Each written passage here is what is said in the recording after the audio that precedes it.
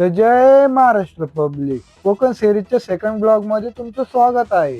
आमच्या सगळ्यांची सकाळ कोल्हापूर मधील सर्व गोड लोकांना गुड मॉर्निंग कोल्हापूर असं म्हणून झाली. चे पाऊल सुंदर व शांत असलेल्या कोल्हापूरच्या पेठांमध्ये धाव घेत होती.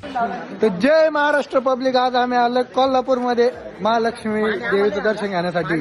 तिथं होतो, इथं आलो, गाडीची स्टेरिंग कर घुमावली, तिथं होतो, इथं आलो. तर तुम्ही पब्लिक बघू शकता. बा पब्लिक पब्लिक पब्लिक पब्लिक हे पब्लिक भरपूर पब्लिक आहे. आमचं एवढं पब्लिक आहे.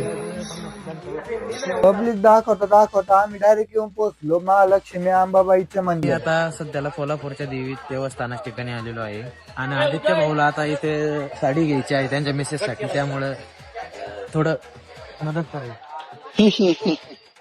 आधी आणि आवीच असं मित्रप्रेम बघून आम्ही डायरेक्ट दर्शन करण्यासाठी रांगेत उभा राहिलो.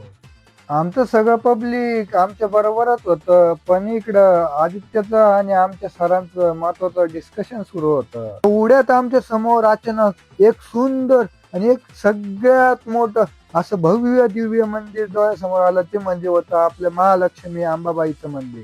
आम्ही सगळे मित्र वयामानानुसार उभे होतो. मध्ये दिसणारे काका आमचे मित्र होणारच होते. तर जय महाराष्ट्र पब्लिक, आज आलो महालक्ष्मीच्या देवीचं दर्शन घेण्यासाठी. तर चलो, जिथपर्यंत आपल्याला कॅमेरा अलाउड आहे ना तिथपर्यंत आपण ब्लॉग बोला तुम्ही.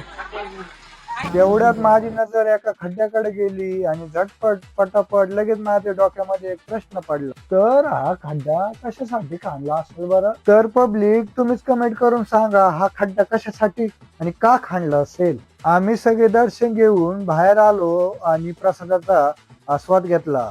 तर मित्रांनो, हा खड्डा कशासाठी खांदला आहे आणि आम्ही पुढच्या कोणत्या पॉइंटला भेट देणार आहे हे जर जाणून घ्यायचं असेल तर कोकण सिरीजच्या पार्ट 3 ला बघायला विसरू नका. तर आज के लिए इतना ही, भेटूया पुढच्या व्हिडिओ मध्ये. तोपर्यंत जय महाराष्ट्र.